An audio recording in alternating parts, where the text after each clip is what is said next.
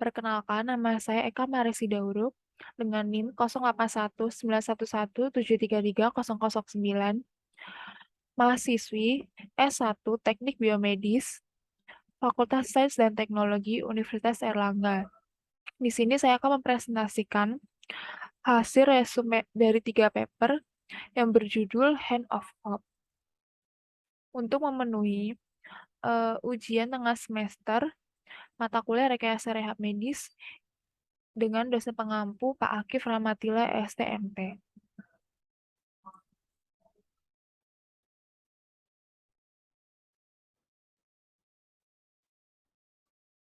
Stroke merupakan penyakit mematikan yang dapat menyebabkan penderitanya mengalami kecacatan dan kematian.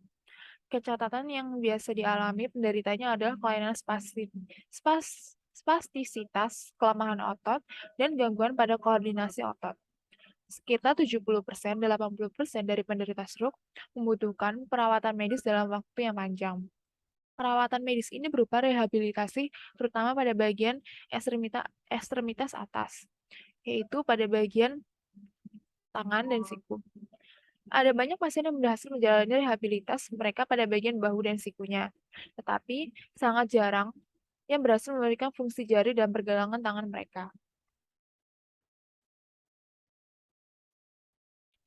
Karena pentingnya fungsi tangan dan ketangkasan jari untuk kehidupan sehari-hari, maka dirancanglah perangkat rehabilitas khusus untuk melatih fungsi tangan pasien pasca stroke dengan memanfaatkan elektromiografi atau EMG, di mana perangkat robotik ini nantinya akan membantu melakukan gerakan, membuka dan menutup tangan.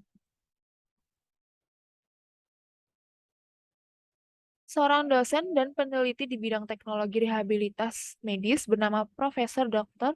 Tong Kayu atau Profesor Raymond Tong berhasil mempatenkan dan memproduksi alat rehabilitas tangan untuk pasien pasca stroke dengan nama produk Hand of Hope.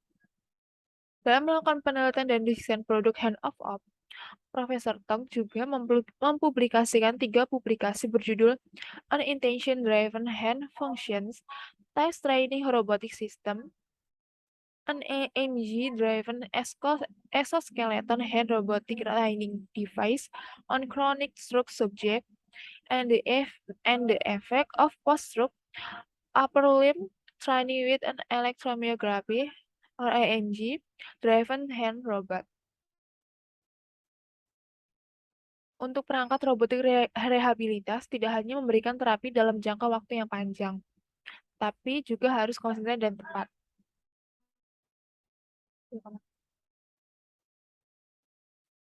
Perangkat robotik rehabilitas tidak hanya memberikan terapi dalam jangka waktu panjang yang konsisten dan tepat, tapi juga dapat memfasilitasi beberapa kontrol halus pada gerakan jari tangan. Beberapa perangkat robotik tangan telah dikembangkan sebelumnya untuk pelatihan pasca stroke. Contohnya sistem Hand Wrist Assistive Rehabilitation Device atau HWARD, yang dapat melakukan gerakan menggenggam atau membuka dan ekstensi atau fleksi pada pergelangan tangan. Rehabilitasi yang dibantu dengan perangkat ini menunjukkan hasil perbaikan motorik pada fungsi tangan setelah menjalani pelatihan. Namun, perangkat ini hanya terbatas dalam melakukan gerakan pada sistem tangan dan pergelangan tangan saja, sehingga perangkat ini tidak dapat membantu pada bagian ekstremitas atas lain seperti bahu dan siku.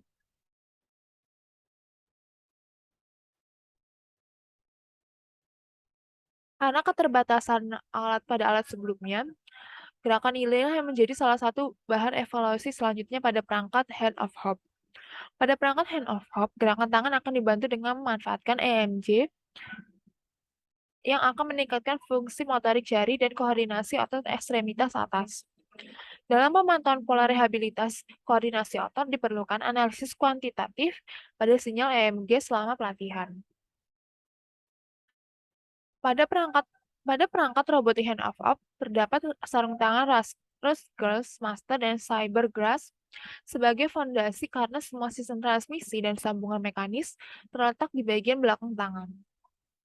Pada bagian rakitan, jari menggunakan aktuator linier tunggal, yaitu Virgili L12/50 mm 100:1 gear ratio untuk memberikan 2 derajat kebebasan atau DOF dengan VCR pada sendi metacarpophalangeal atau MCP, dan sendi proksimal interphalangeal atau PIP.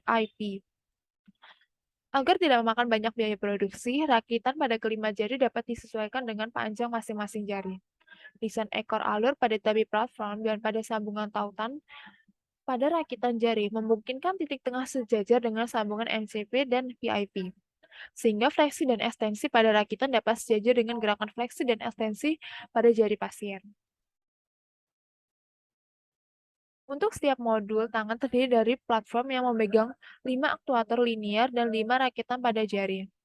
Busa, tali velcro, dan cincin jari berguna agar membuat tangan pasien menjadi nyaman dengan perangkat rakitan robotik. Untuk sistem kontrol menggunakan microchip PIC 18 yang berguna untuk mengontrol aktuator dan memantau sinyal EMG. Pulse width modulation atau PWM berguna sebagai pengatur kecepatan aktuator linear dengan siklus kerja. Sedangkan pada baterai yang dipilih dengan output 12 volt.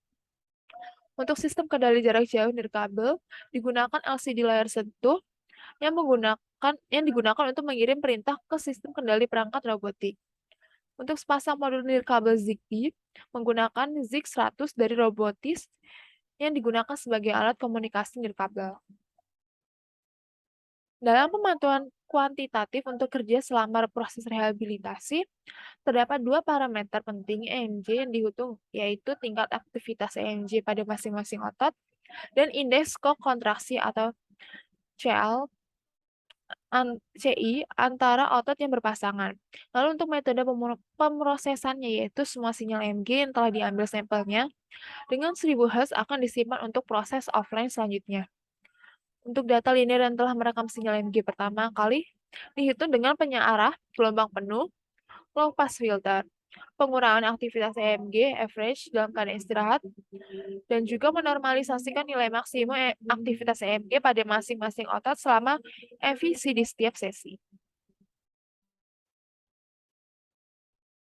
Untuk tingkat aktivitas EMG otot dihitung dengan rumus EMG sama dengan 1/T integral dengan batas awal T dan batas akhir 0 EMGI dalam kurung T dt, di mana untuk EMG rata-rata merupakan tingkat aktivitas otot I. Lalu untuk EMGI dalam kurung T merupakan EMG envelope sinyal dan T besar merupakan panjang sinyal. Untuk kontraksi antara sepasang otot dapat dirumuskan dengan CI sama dengan 1/T integral dengan batas atas T dan batas bawah 0 A besar IJ dalam kurung T dt, di mana A besar IJ dalam kurung T merupakan aktivitas tumpang atau overlapping tindih atau aktivitas tumpang tindih EMG linear envelope untuk otot I dan otot J. Sedangkan untuk T besar merupakan panjang sinyalnya.